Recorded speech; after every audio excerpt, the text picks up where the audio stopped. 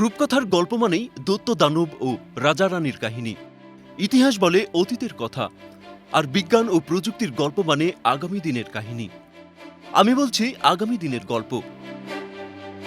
সময়টা ২০৫০ সাল।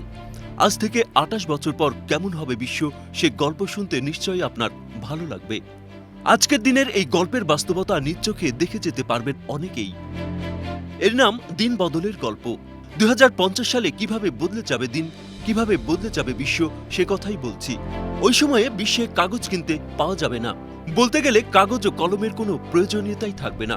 ততদিনে চতুর্থ শিল্প বিপ্লব শেষ হয়ে যাবে পঞ্চম শিল্প বিপ্লবও। তখন মোবাইল ফোনও বিলুপ্ত হয়ে যাবে। এআর ভিআর প্রযুক্তির কল্যাণে হাতের ইশারাই হয়ে যাবে স্মার্টফোনের কাজ। সহজলভ্য হয়ে যাবে ভিআর হেডসেট। সেখানেই মিলবে মোবাইল সেবা, টেলিভিশন দেখা থেকে অন্য সব সুবিধা। মাত্র ২৮ বছর পর হারিয়ে যাবে প্রচলিত ধাঁচের টেলিভিশন সম্প্রচার। টেলিভিশন হবে একটি বহুমাত্রিক মিডিয়া। টেলিভিশন সম্প্রচারের মাধ্যম হবে ইন্টারনেট। সোশ্যাল মিডিয়ার মতো টেলিভিশন হবে ইন্টারেক্টিভ।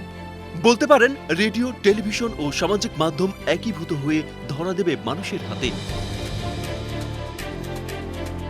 যোগাযোগ ব্যবস্থার চেহারা আমূল পাল্টে যাবে।